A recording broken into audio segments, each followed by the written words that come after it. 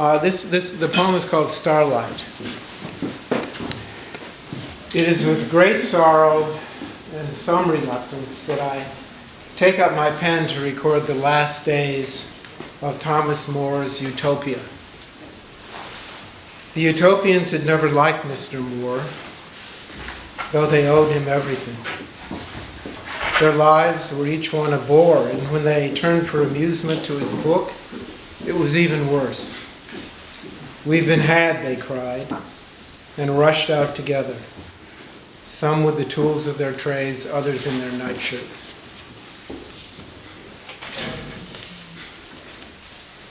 The next poem is called Foolish Gods. Trees that make noise at night, these are listening devices. The air, invisible everywhere, carries out further surveillance.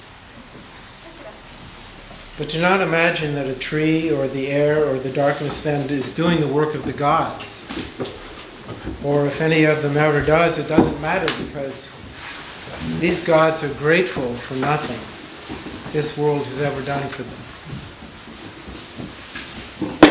Do not imagine they live in our world. They only stop by, foolish gods, falling in love with mortals. Imagine how foolish they are. No, don't imagine that. Imagine something that better comports with your good luck, your great good fortune that gave you an imagination in the first place. Imagine that all the gods love you, or some of them do, and one of them has fallen in love with you. Educated, morally sensitive, you dwell on a sunny shore. You are stirred to indignation by the obscurities of the mystery cults, by a brutally oppressive government indifferent to the squalor and poverty and illiteracy in which the great majority lives. The God in love with you sees what you're getting at, but doesn't really care. Is not visibly outraged by a governing class that tramples on human rights and impedes the daily distribution of justice. This God believes in liberty, personal and political, in the removal of irrational inequalities and in truth, which he is perfectly willing to join you in identifying, at least to some degree, with scientific progress. He believes in all that, but is not much concerned with his beliefs or yours. He wants you, and will, even if something distracts him. Remember to set the startled furnace of daylight to the temperature that will persuade you suddenly that it was not he who wanted you, but you who so desperately wanted him.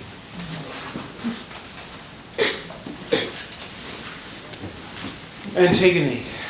They would say, "You've got to choose." "I know," was her reply, always her reply, and she would add, as they knew she would, "I've chosen the long shot." Right, they would say, to themselves and to one another, the long shot, but whose? The camera's long shot or the gambler's? Baby needs new shoes, but grown-ups need new truths. So truth needs more detachment. Detachment needs to be needed by justice, and justice needs new scales. Who will provide them? Not Antigone, for she lives in darkness. And the backlog of light that provides justice with her blindfold, from beneath which she would peek if she were not afraid of what she might see. "I have chosen to live in darkness here with Antigone," says the god who refereed recent injustices. "Speak for yourself," says Antigone. "I haven't chosen to live in darkness. I've chosen the long shot. And whatever it takes, I will give. And when it is weary of taking, I will give it still more, for I have chosen to know the truth. The long shot is the only shot, with a payoff. And if grown-ups don't like this truth, too bad. There is only this one, the truth that has chosen all of you in your nameless multitudes, and then chosen to lose track of you amid the myriad small truths, the comic truths, that compose the large and tragic truth of this landscape where you have no choice but to live." Robespierre. The city's clatter drives you mad, say those who live in the city. Those who live in the country say that madness is a weed, a thistle, a sap-filled cruelty suited best to soil stretched thin over bedrock, far removed from the sunny and permeable pavements of the city, the magnet whose fluctuating allure we measure by tracing shifts in the force of our desire to leave it. On an infrequent jaunt to the countryside, the blood-stained leader said that nothing is rotten here. Even the earth, that cradle of decay, smells sweet. And all agreed, for the lamp of expertise working in the shadow with Pinocchio nose had taught even the olfactory image what to do, how to fit itself to meaning too neatly, and so the nightmare could only fail to qualify as madness. And then the revolution failed, for expertise had liberated the people from the very idea of history as an enemy to oppose. Robespierre recrossed his legs, the one that supported the other being now in its turn supported. From the greater forms of madness, the people must learn to oppose themselves. They must learn to believe, he continued, that revolutionary government is liberty's despotism raged against tyranny. Accused of playing God, he replied, I am not playing God, I am being human. Light from nowhere goes nowhere. It is everywhere, it informs all forms. Every presence illuminates itself in all its darkness for want of contrast. Robespierre said near the end that from a certain angle, any fool could see that to be a revolutionary force, the people need not be mad. They need only to love themselves. As for the mad, if they are to be sane, they need not love reason. They need only to love themselves. On this theorem, he built the throbbing geometry of the terror, and from it worked out corollaries of portico and autumn leaf, plastered wetly to newish stone and old life, at rest in the down on a nape, bent archly to the weight of the elegance of his proof that self-love is the revolutionary lever that wrenches open with perpetual screech the gateway to the royal road to the rule of madness, legitimate and eternal, if only the screeching would stop. You see, self-love is to be silenced by its cruelest corollary, love of one's interrogator. Allegorical figure of the joy of hearing one's own voice tirelessly pacing the length and graveled breadth of current events. To resist in the name of one's sanity was to give in to what was now our most subtly demented institution, history, or that which had not been, or not exactly. In monumental falsehood we found a modest truth.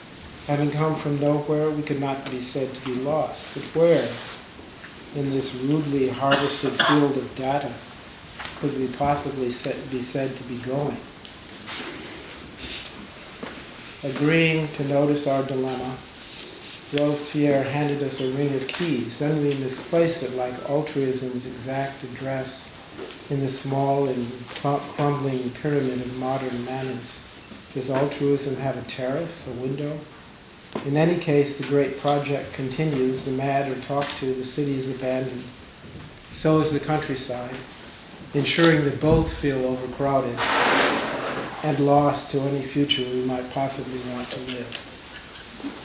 So of your inward structure, it is elegant, no doubt, but I care only about your outward behavior, what you do in the world. They said in the chorus, that's silly. What we do in the world always follows, conclusion from premise, from how we were made by the one who made us. And I said, nonsense. Between the intent and the act, there is always a shadow, unless, of course, the act is the shadow. And then there is an abyss. They said, we see where you go wrong. You think there is intent. You really think that, but there is none. There is only the inward structure, the work of the one who made us, who laughs when you say that nature abhors a vacuum. Nature loves a vacuum.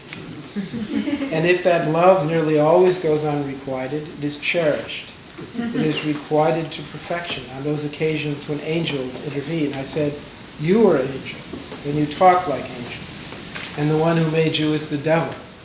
He made you talk of big things like perfection. You talk like angels, you draw like angels, and you want to draw me the big picture. Don't do that. Don't draw me the big picture.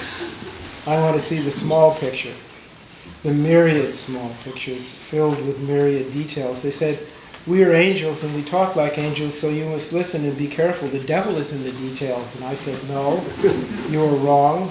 The devil is in the big picture. In the details is redemption.